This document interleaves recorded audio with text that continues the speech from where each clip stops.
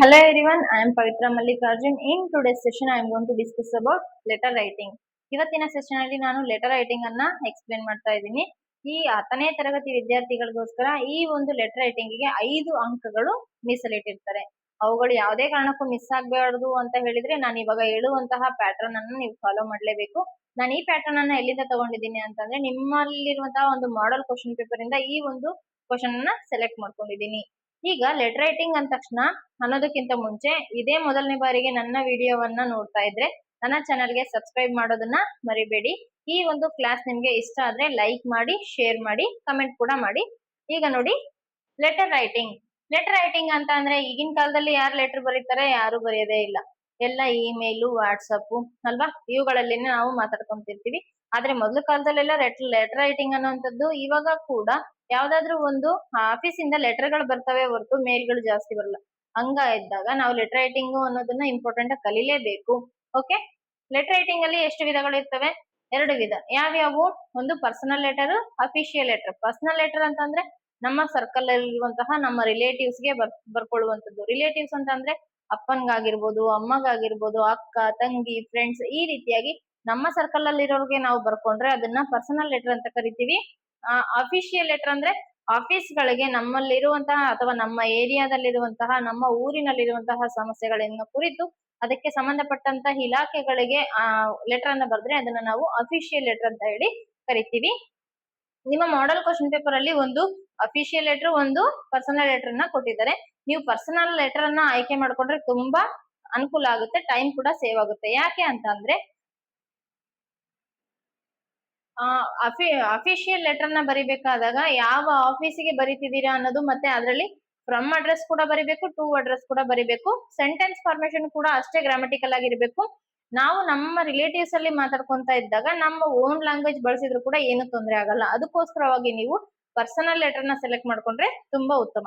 Okay, ಈಗ ನೋಡಿ, write a letter to your cousin Janaki inviting her to attend your brother's birthday ಅಂತ ಹೇಳಿ question ಕೊಟ್ಟಿದ್ದಾರೆ. ಏನು? ನಿಮ್ಮ ಒಬ್ಬ ಕಸಿನ್ ಜಾನಕಿ ಇದ್ದಾಳಲ್ಲ, ಅವಳಿಗೆ ಏನ್ ಮಾಡ್ಬೇಕು? ನಿಮ್ಮ ಬ್ರದರ್ ಒಂದು ಬರ್ಡೇಗೆ ಇನ್ವೈಟ್ ಮಾಡ್ಬೇಕು ಆಕಿನ ಅಂತ ಹೇಳ್ಬಿಟ್ಟು ಒಂದು ಲೆಟರ್ ನ ಬರಿಬೇಕು. ನಿಮ್ಮ ಹೆಸರನ್ನ ಮೆನ್ಷನ್ ಮಾಡೋಂಗಿಲ್ಲ, ನಿಮ್ಮ ಡೇಟ್ ಅನ್ನ ಮೆನ್ಷನ್ ಮಾಡೋಂಗಿಲ್ಲ, ನಿಮ್ಮ ಯಾವುದೇ ಇನ್ಫಾರ್ಮೇಶನ್ ಕೂಡ ಅವ್ರನ್ನ ಅಲ್ಲಿ ಮೆನ್ಷನ್ ಮಾಡಂಗಿಲ್ಲ. ಫ್ರಮ್ ಅಡ್ರೆಸ್ ಅಲ್ಲಿ ಅವ್ರು ಕೊಟ್ಟಿರುವಂತಹ ಇನ್ಫಾರ್ಮೇಶನ್ ಅನ್ನೇ ನೀವು ಫ್ರಮ್ ಅಡ್ರೆಸ್ ಅಂತ ಕನ್ವರ್ಟ್ ಮಾಡ್ಕೊಂಡ್ಬಿಟ್ಟು ಲೆಟರ್ ನ ಬರಿಬೇಕಾಗುತ್ತೆ. ನೋಡಿ, ಫ್ರಮ್ ಅಂತ ಅಡ್ರೆಸ್ ಯಾವ್ದು ಬರುತ್ತೆ? ಅವ್ರು ಕೊಟ್ಟಿರುವಂತಹ ಇನ್ಫಾರ್ಮೇಶನ್ ಫ್ರಮ್ ಅಡ್ರೆಸ್ ಆಗುತ್ತೆ. ಏನೇನ್ ಇನ್ಫಾರ್ಮೇಶನ್ ಕೊಟ್ಟಿದ್ದಾರೆ? ಸುಹಾಸ್ ಅಂತ ನನ್ನ ಹೆಸರು ಅಂತ ಕೊಟ್ಟಿದ್ದಾರೆ. 10th ಸ್ಟ್ಯಾಂಡರ್ಡ್ ಸುಹಾಸ್ ಅಂತ ಹೇಳಿ. ಬಾಯ್ ಆಗಿದ್ರೆ ಒಂದು ಬಾಯ್ ಹೆಸರು ಕೊಟ್ಟಿರ್ತಾರೆ, ಗರ್ಲ್ ಆಗಿದ್ರೆ ಗರ್ಲ್ಸ್ ಹೆಸರು ಕೊಟ್ಟಿರ್ತಾರೆ. ಅದರಲ್ಲಿ ನೀವು ಬಾಯ್ ಗರ್ಲ್ ಅನ್ನೋದ್ರ ಬೇಸ್ ಮೇಲೆ ನೀವು ಹೆಸರನ್ನ ಸೆಲೆಕ್ಟ್ ಮಾಡ್ಕೊಳ್ಳಿ. 10th ಸ್ಟ್ಯಾಂಡರ್ಡ್ ಅಂತ ಕೊಟ್ಟಿರ್ತಾರೆ. ಮತ್ತೆ ನಿಮ್ ಸ್ಕೂಲ್ ನೇಮ್ ಕೂಡ ಅವರೇ ಕೊಟ್ಟಿರ್ತಾರೆ. ಅವ್ರು ಕೊಟ್ಟಿರುವಂತಹ ಸ್ಕೂಲ್ ನೇಮ್ ಬರಿಬೇಕೆ ಹೊರತು ನೀವು ಓದ್ತಿರುವಂತಹ ಸ್ಕೂಲ್ ನೇಮ್ ಬರಿಬಾರ್ದು. ಓಕೆ, ಇಷ್ಟು ಫ್ರಮ್ ಅಡ್ರೆಸ್ ಆಯ್ತು. ಮತ್ತೆ ಎಲ್ಲಾ ಒಂದೇ ಸ್ಟ್ರಕ್ಚರ್ ಅಲ್ಲಿ ಲೆಫ್ಟ್ ಸೈಡ್ ಅಲ್ಲಿನೇ ಬರ್ಬೇಕು. ಓಕೆ, ಇಲ್ಲಿ ನಾನು ಸ್ವಲ್ಪ ಹೆಚ್ಚು ಕಡಿಮೆ ಮಾಡಿದೀನಿ, ಆದ್ರೆ ನೀವು ಬರಿಬೇಕಾದಾಗ ಕರೆಕ್ಟ್ ಆಗಿ ಲೆಫ್ಟ್ ಅಲೈನ್ಮೆಂಟ್ ಅಲ್ಲೇನೆ ಬರಿಬೇಕು.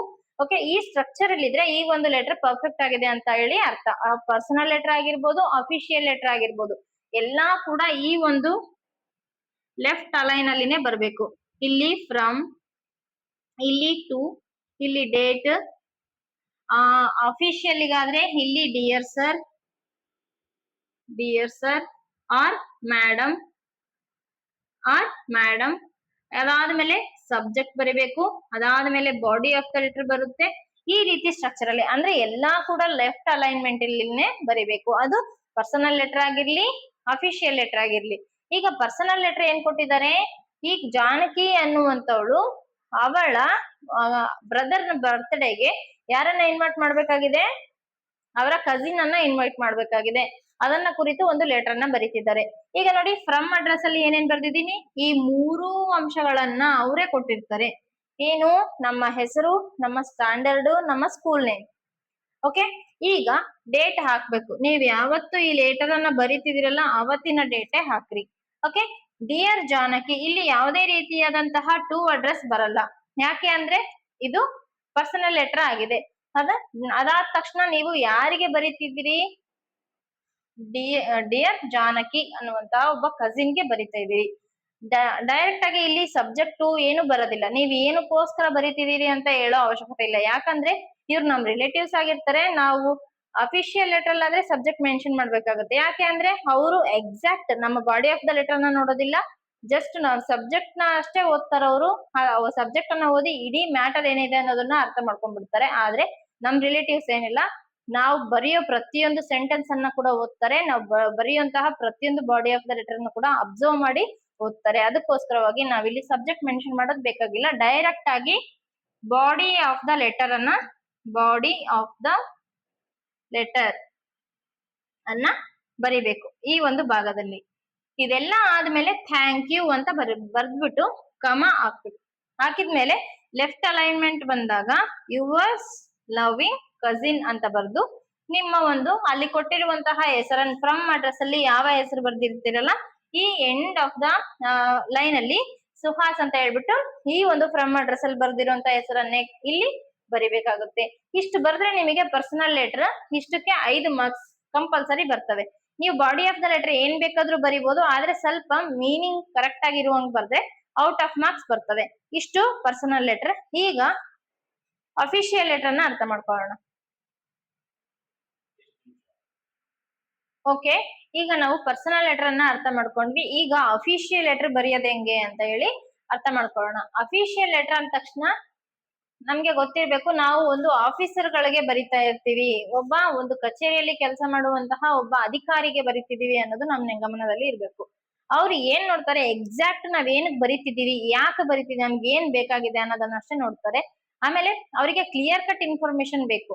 ನಮ್ಮ ಒಂದು ಅಡ್ರೆಸ್ ಆಗಿರ್ಬೋದು, ನಾವ್ ಏನಕ್ಕೆ ಬರಿತಿದೀವಿ ಅನ್ನೋದು ಕ್ಲಿಯರ್ ಬೇಕು. ಹಾಗಾಗಿ ನಾವೇನ್ ಮಾಡ್ಬೇಕು, ಫಸ್ಟಿಗೆ ಫ್ರಮ್ ಅಡ್ರೆಸ್ ಅಲ್ಲಿ ಎಲ್ಲಾ ಇನ್ಫಾರ್ಮೇಶನ್ ಕ್ವಶನ್ ಅಲ್ಲಿನೇ ಕೊಟ್ಟಿರ್ತಾರೆ. ಕ್ವಶನ್ ಕೊಡೋದಕ್ಕಿಂತ ಮುಂಚೆ ಅವರ ಹೆಸರು ಕೊಟ್ಟಿರ್ತಾರೆ, ಏನ್ ಓದ್ತಿದೀವಿ ಅಂತ ಕೊಟ್ಟಿರ್ತಾರೆ, ನಮ್ ಸ್ಕೂಲ್ ಹೆಸರು ಕೊಟ್ಟಿರ್ತಾರೆ, ಇದನ್ನೆಲ್ಲ ಅವರೇ ಕೊಟ್ಟಿರ್ತಾರೆ. ಟು ಅಡ್ರೆಸ್ ಕೂಡ ಆಲ್ಮೋಸ್ಟ್ ಅವರೇ ಕೊಟ್ಟಿರ್ತಾರೆ. ಒಂದು ಸಮಸ್ಯೆಯನ್ನ ಕೊಟ್ಬಿಟ್ಟು ಅದಕ್ಕೆ ಸಂಬಂಧಪಟ್ಟಂತಹ ಅಧಿಕಾರಿಗೆ ಬರೀರಿ ಅಂತ ಹೇಳಿ ಕೊಟ್ಟಿರ್ತಾರೆ. ಈಗ ನಮ್ಮ ಒಂದು ಮುನ್ಸಿಪಲ್ ಆಫೀಸರ್ಗೆ ಬರಿಬೇಕಾಗಿರುತ್ತೆ. ಇಲ್ಲಿ ಮುನ್ಸಿಪಲ್ ಆಫೀಸರ್ ಅಂತ ಬರಿತೀವಿ. ಫ್ರಮ್ ಅಂದ್ರೆ ಯಾರಿಂದ, ಅಂದ್ರೆ ನಮ್ಮಿಂದ ಯಾರಿಗೆ, ಆಫೀಸರ್ಗೆ ಅನ್ನೋದು ನೆನ್ಪಿರ್ಲಿ. ಓಕೆ, ಈ ಟು ಅಡ್ರೆಸ್ ಅಲ್ಲಿ ಇಷ್ಟ ಆಯ್ತು. ಫ್ರಮ್ ಅಡ್ರೆಸ್ ಅಲ್ಲಿ ಹೆಸರು ಬರಿಬೇಕು, ನಿಮ್ಮ ಸ್ಟ್ಯಾಂಡರ್ಡ್ ಬರಿಬೇಕು, ನಿಮ್ಮ ಸ್ಕೂಲ್ ನೇಮ್ ಬರಿಬೇಕು. ಟು ಅಡ್ರೆಸ್ ಅಲ್ಲಿ ಯಾರಿಗೆ ಬರಿತಿದ್ದೀರಿ ಅನ್ನೋದನ್ನ ಕ್ಲಿಯರ್ ಆಗಿ ಮೆನ್ಷನ್ ಮಾಡ್ಬೇಕು. ಮುನ್ಸಿಪಲ್ ಆಫೀಸರ್ ಅಂತ ಹೇಳಿ ಮೆನ್ಷನ್ ಮಾಡ್ಬೇಕು. ಆಮೇಲೆ ಅವರು ಯಾವ ಒಂದು ಸರೌಂಡಿಂಗ್ ಅಲ್ಲಿ ಅವರ ಏರಿಯಾ ಎಲ್ಲಿದೆ ಅನ್ನೋದನ್ನ ಮೆನ್ಷನ್ ಮಾಡ್ಬೇಕು. ನೆಕ್ಸ್ಟ್ ಅದ್ರ ಕೆಳಗಡೆನೆ ಡೇಟ್ ಬರಿಬೇಕು. ಯಾವತ್ತಿನ ಡೇಟ್ ನೀವು ಎಕ್ಸಾಮ್ ಬರೀತಿರಲ್ಲ ಆ ಡೇಟ್ ಅನ್ನ ಮೆನ್ಷನ್ ಮಾಡಿ. ಅದಕ್ಕೆ ಅಫಿಷಿಯಲ್ ಲೆಟರ್ ಅಂದ ತಕ್ಷಣ ನಾವು ಡಿಯರ್ ಸರ್ ಆರ್ ಮೇಡಮ್ ಅಂತ ಮೆನ್ಷನ್ ಮಾಡ್ಬೇಕಾಗುತ್ತೆ. ನಾವು ಪರ್ಸನಲ್ ಅಲ್ಲಿ ಇವೆಲ್ಲ ಮೆನ್ಷನ್ ಮಾಡೋದಿಲ್ಲ, ಆದ್ರೆ ಅಫಿಷಿಯಲ್ ಅಲ್ಲಿ ಕಂಪಲ್ಸರಿಯಾಗಿ ಈ ಪ್ಯಾಟರ್ನ್ ಇರ್ಲೇಬೇಕು. ಓಕೆ, ನೆಕ್ಸ್ಟ್ ಸಬ್ಜೆಕ್ಟ್ ಮೆನ್ಷನ್ ಮಾಡ್ಬೇಕು. ನಾವ್ ಏನಕ್ಕೆ ಈ ಲೆಟರ್ ಬರೀತಿದೀವಿ ಅನ್ನೋದು ಕ್ಲಿಯರ್ ಇನ್ಫಾರ್ಮೇಶನ್ ಆ ಒಂದ್ ಲೈನ್ ಅಲ್ಲಿನೇ ಅವರಿಗೆ ಗೊತ್ತಾಗ್ಬಿಡುತ್ತೆ. ಬಾಡಿ ಆಫ್ ದ ಲೆಟರ್ ಅಂದ್ರೆ ಎಕ್ಸ್ಟ್ರಾ ಇನ್ಫಾರ್ಮೇಶನ್ ಆಫ್ ಲೆಟರ್ ಅಂತ ಹೇಳ್ಬಿಟ್ಟು, ಅಂದ್ರೆ ಈ ಒಂದು ಸಬ್ಜೆಕ್ಟ್ ಗೆ ಪೂರಕವಾದಂತಹ ಎಕ್ಸ್ಟ್ರಾ ಇನ್ಫಾರ್ಮೇಶನ್ ಈ ಒಂದು ಬಾಡಿ ಆಫ್ ದ ಲೆಟರ್ ಅಲ್ಲಿ ನಾವು ಕೊಡ್ತೀವಿ. ಈಗ ಫಾರ್ ಎಕ್ಸಾಂಪಲ್ ನಾವು ಎಸ್ ಎ ಗಳನ್ನ ಬರಿತೀವಲ್ವಾ, ಎಸ್ ಎ ಗಳನ್ನ ಬರೆದು ಬಿಟ್ಟು ಇಂಟ್ರಡಕ್ಷನ್ ಅಲ್ಲಿ ಅಥವಾ ಕನ್ಕ್ಲೂಷನ್ ತಗೊಳ್ರಿ, ಇದಕ್ಕೆ ಸೂಟಬಲ್ ಆಗುತ್ತೆ. ಕನ್ಕ್ಲೂಷನ್ ಅಲ್ಲಿ ನಾವು ಎಷ್ಟು ಎಸ್ ಎ ಬರ್ದಿರ್ತೀವಿ ಆ ಒಂದು ಎಸ್ ಎ ವನ್ನ, ಅಷ್ಟು ದೊಡ್ಡ ಎಸ್ ಎ ವನ್ನ ಈ ಕನ್ಕ್ಲೂಷನ್ ಅನ್ನೋದ್ರಲ್ಲಿ 2 ಲೈನ್ ಅಲ್ಲಿ ಅದರಲ್ಲಿ ಏನೇನಿದೆ ಅನ್ನೋದನ್ನ ಹೇಳ್ತೀವಿ.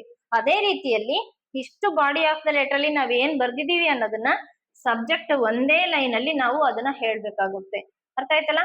ನೆಕ್ಸ್ಟ್ ಇದೆಲ್ಲ ಆದ್ಮೇಲೆ ಥ್ಯಾಂಕಿಂಗ್ ಯು ಅಂತ ಬರಿಬೇಕು. ನಾವು ಪರ್ಸನಲ್ ಲೆಟರ್ ಬರಿಬೇಕಾದಾಗ ಥ್ಯಾಂಕ್ ಯು ಅಂತ ಮೆನ್ಷನ್ ಮಾಡಿದ್ವಿ. ಈಗ ಇಲ್ಲಿ ಏನ್ ಬರಿಬೇಕು, ಥ್ಯಾಂಕಿಂಗ್ ಯು ಅಂತಾನೆ ಬರಿಬೇಕು. ಅಲ್ಲಿ ಯುವರ್ಸ್ ಲವ್ಲಿ ಕಸಿನ್ ಅಂತ ಮಾಡಿದ್ರಿ, ಇಲ್ಲಿ ಏನ್ ಮಾಡ್ಬೇಕು, ಯುವರ್ಸ್ ಫೇತ್ಫುಲಿ ಅಂತ ಬರಿಬೇಕು. ಎಲ್ಲದಕ್ಕೂ ಕಮ ಎಲ್ಲೆಲ್ಲಿ ಇಟ್ಟಿದೀನಿ ನೋಡ್ಕೊಡ್ರಿ. ಡಿಯರ್ ಸರ್ ಆರ್ ಮೇಡಮ್ ಆದ್ಮೇಲೆ ಕಮ ಇಡ್ಬೇಕು, ಟು ಆದ್ಮೇಲೆ ಕಮ, ಫ್ರಮ್ ಆದ್ಮೇಲೆ ಕಮ. ಈಗ ನೋಡಿ ಯುವರ್ಸ್ ಫೇತ್ಫುಲಿ ಆದ್ಮೇಲೆ ಸಿತಾರಾ ಅಂತ ಇಲ್ಲಿ ಫ್ರಮ್ ಅಡ್ರೆಸ್ ಅಲ್ಲಿ ಯಾವ ಹೆಸರನ್ನ ಬರ್ದಿರ್ತೀವಿ ಅದೇ ಹೆಸರನ್ನ ಇಲ್ಲಿ ಮೆನ್ಷನ್ ಮಾಡ್ಬೇಕು. ಪರ್ಸನಲ್ ಲೆಟರಿಗೂ ಅಫಿಷಿಯಲ್ ಲೆಟರಿಗೂ ಡಿಫ್ರೆನ್ಸ್ ಏನು? ಪರ್ಸನಲ್ ಲೆಟರ್ ಅಲ್ಲಿ ಫ್ರಮ್ ಅಡ್ರೆಸ್ ಇರುತ್ತೆ, ಟು ಅಡ್ರೆಸ್ ಇರಲ್ಲ.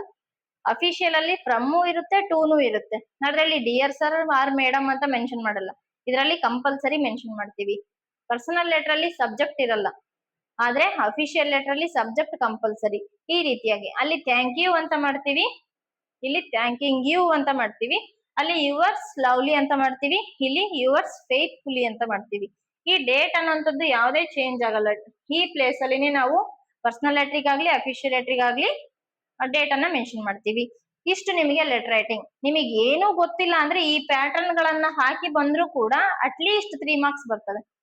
ಪ್ಯಾಟರ್ನ್ ಏನು, ಫ್ರಮ್ ಅಡ್ರೆಸ್ ಅವರೇ ಕೊಟ್ಟಿರ್ತಾರೆ, ಟು ಅಡ್ರೆಸ್ ಅವರೇ ಕೊಟ್ಟಿರ್ತಾರೆ, ಡೇಟ್ ಎಲ್ಲರಿಗೂ ಗೊತ್ತೇ ಇರುತ್ತೆ. ಡಿಯರ್ ಸರ್ ಅಫಿಷಿಯಲ್ ಅಂದ ತಕ್ಷಣ ಡಿಯರ್ ಸರ್ ಮೇಡಮ್ ಅಂತ ಮೆನ್ಷನ್ ಮಾಡ್ತೀರಿ. ಸಬ್ಜೆಕ್ಟ್ ಅಲ್ಲಿ ಏನ್ ಕ್ವಶನ್ ಅಲ್ಲಿ ಕೊಟ್ಟಿರ್ತಾರೆ ಅದನ್ನೇ ಬರ್ದ್ರೆ ಆಯ್ತು. ಬಾಡಿ ಆಫ್ ದ ಲೆಟರ್ ನೀವೇನಾದ್ರೂ ಹುಟ್ಟಿಸ್ಕೊಂಡ್ ಬರ್ದ್ರು ನಡೀತದೆ. ಇವೆಲ್ಲ ಕೂಡ ಬಹೆಟ್ ಮಾಡ್ಬಿಟ್ರಿ ಈ ಪ್ಯಾಟರ್ನ್ ಅನ್ನ. ನಿಮಗೆ ಏನು ಬಂದಿಲ್ಲ ಈ ಪ್ಯಾಟರ್ನ್ ಬರ್ದು ಬರ್ರಿ, ನಿಮಗೆ 3 ಮಾರ್ಕ್ಸ್ ಸಿಗ್ತವೆ. ಅರ್ಥ ಆಯ್ತಲ್ಲ? ಇಷ್ಟು ಇವತ್ತಿನ ಕ್ಲಾಸ್. ನಿಮ್ಗೆ ಈ ಕ್ಲಾಸ್ ಇಷ್ಟ ಆದ್ರೆ ಪ್ಲೀಸ್ ಲೈಕ್ ಮಾಡಿ, ಶೇರ್ ಮಾಡಿ, ಸಬ್ಸ್ಕ್ರೈಬ್ ಮಾಡಿ. Thank you for watching.